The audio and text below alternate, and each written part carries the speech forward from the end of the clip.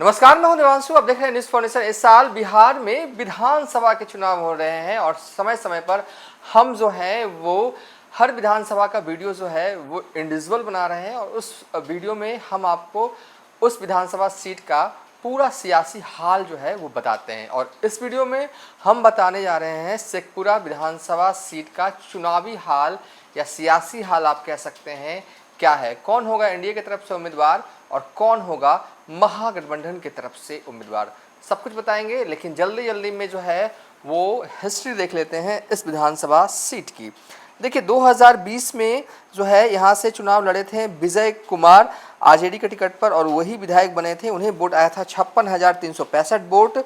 और जेडीयू के टिकट पर रणधीर कुमार सोनी चुनाव लड़े थे, उन्हें वोट आया था 50,249 वोट। और लोजपा की तरफ से इमाम गजाली चुनाव लड़े थे, उन्हें वोट आया था 14,552 वोट। और जीत का अंतर जो है वो 6,116 वोट जो है वो रहा, यानी कि 6,116 वोटों से आरजेडी के जो उम्मीदवार हैं तब, यानी कि साल 2020 में विजय कुमार जो है वो चुनाव जो है वो जीते थे। शेखपुरा विधानसभा सीट का जातीय समीकरण कहता क्या है? देखिए शेखपुरा जिले में दो विधानसभा सीट है, एक बरबीघा विधानसभा सीट और दूसरा शेखपुरा विधानसभा सीट। और शेखपुरा विधानसभा सीट जो है वो जमुई लोकसभा क्षेत्र के अंतर्गत आता है। सबसे पहले देखते हैं शेखपुरा विधानसभा सीट का जातीय समीकरण क्या कह रहा है।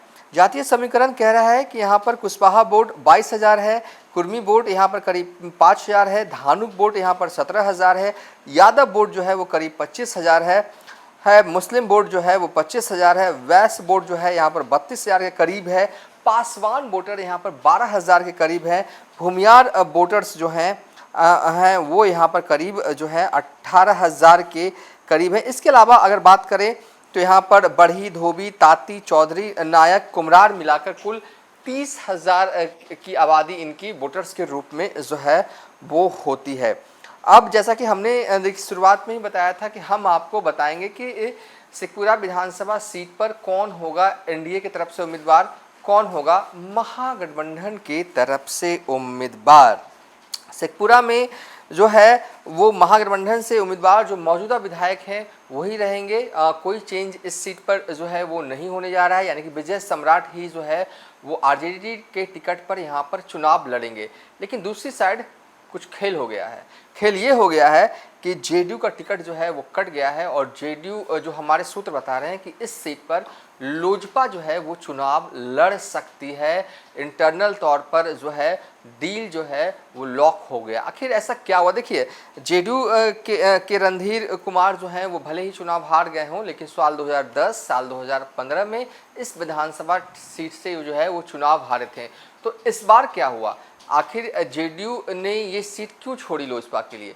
दरअसल ऐसा हुआ क्या कि जेडीयू ने छोड़ी नहीं, दरअसल लोजपा ने ये सीट जो है वो मतलब कि ली है। एक तरह से क्यों ली है? देखिए जमुई लोकसभा सीट एक ऐसी सीट है जहां से लगातार 2014 से ही जो है दो बार जो है इस सीट से चिराग पासवान जो है वो सांसद रहे। उसके बाद 2024 में चिराग पासवान के जीजा जी जो है इस विधानसभा सीट से जो है वो सांसद हैं। लेकिन इस विधानसभा सीट का सियासी हाल देखिए एक ग्राफिक्स और चला रहे हैं। जमुई लोकसभा क्षेत्र में कुल 6 विधानसभा क्षेत्र आते हैं, लेकिन इन 6 विधानसभा सीट पर एक भी जो है वो लोजपा का विधायक नहीं है। देखिए तारापुर विधानसभा सीट जो कि जमुई लोकसभा क्षेत्र के अंतर्गत आता है, यहाँ से राजीव सिंह जो हैं वो विधायक हैं। शेखपुरा में जैसा कि विजय सम्राट जो है आरजेडी से विधायक हैं। हम सिकंदरा एससी सीट यहाँ से प्रफुल्ल मांझी जो हैं वो विधायक हैं, हम पार्टी के यानी जीतन राम मांझी के पार्टी के।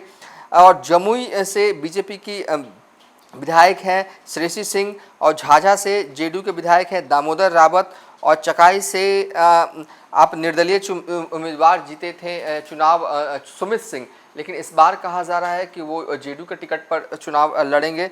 तो ऐसे में कहीं कोई स्कोप था नहीं। देखिए दरअसल लोजपा ये चाहती थी कि जमुई लोकसभा क्षेत्र के अंतर्गत आने वाले एक विधानसभा क्षेत्र में कम से कम वो चुनाव लड़े। तो ऐसे में सीट वैकेंट, तारापुर में भी सिटिंग विधायक थे हैं, और सिकंदरा क्योंकि जीतन राम मांझी के मौजूदा विधायक हैं, श्रेयसी सिंह जमुई इसे उनका टिकट तो सोच भी नहीं सकता कोई काटने से। करीब 41,000 वोटों से 20 साल 2020 में चुनाव जीती थी, हाई मार्जिन। झाझा दामोदर रावत पुराने खिलाड़ी रहे हैं इस सीट से, एक दफ़ा नहीं कई दफ़ा विधायक रहे हैं, और सुमित सिंह जो चकई से निर्दलीय जीते थे। और कहा जा रहा है कि हो सकता है कि संभावना भी है कि ये जेडीयू के टिकट पर जो है वो चुनाव जो है वो साल 2025 का जो है वो लड़े। ऐसे में एक ही सीट खाली थी, ये पूरे सीट पर एक ही सीट ऐसी थी जहां पर अपोजिशन वाले विधायक थे, यानी कि महागठबंधन वाले विधायक थे। तो वो सीट थी शेखपुरा, और शेखपुरा में लोजपा के पोस्टर बॉय यहीं से ताल्लुक़ रखते हैं, यहीं उनका घर है, यहीं उनका पैतृक घर है और यहीं पर रहते हैं। कौन है वो पोस्टर बॉय? तो याद होगा समय समय पर पटना में जो है वो चिराग पासवान की एक तरह से ब्रांडिंग करते हुए, मुख्यमंत्री बनाते हुए कई दफ़ा जो है टाइम टू टाइम पोस्टर जो है वो लगाते रहे हैं पटना की सड़कों पर।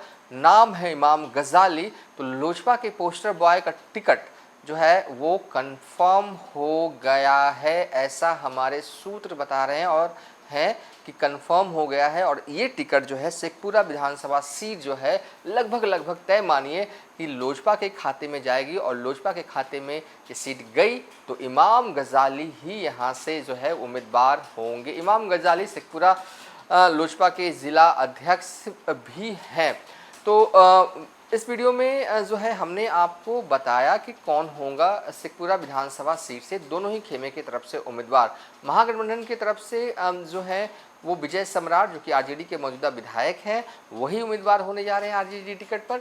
एनडीए में थोड़ी डेवलपमेंट हुई है, ये डेवलपमेंट हुई है कि जेडीयू ये सीट लोजपा के लिए छोड़ रही है, और क्योंकि लोजपा चाहती थी कि जमुई लोकसभा सीट के अंतर्गत एक कम से कम विधायक एक सीट पर जो है वो चुनाव लड़े, क्योंकि सारे सीटों पर सिटिंग विधायक जो है वो सत्ता पक्ष के ही हैं, एनडीए के ही हैं। चाहे तारापुर में जेडीयू के विधायक हों, चाहे हम एससी सीट पार्टी के विधायक हैं, सिकंदरा से, जमुई से बीजेपी के विधायक हैं, झाझा से जेडीयू के विधायक हैं, और चकाई से तो निर्दलीय विधायक हैं जो कि कहा जा रहा है कि जेडीयू में आ जाएगा। तो ऐसे में लोजपा के लिए बस एक ही सीट बचती थी, वो है शेखपुरा विधानसभा सीट। और तो शेखपुरा जो है वो लोजपा लड़ेगी, और अगर लोजपा लड़ती है तो फिर दूसरा नाम तो हो ही नहीं सकता, इमाम गजाली ही चुनाव लड़ेंगे। फिलहाल इस वीडियो को यहीं पर वाइंड अप कर रहे हैं।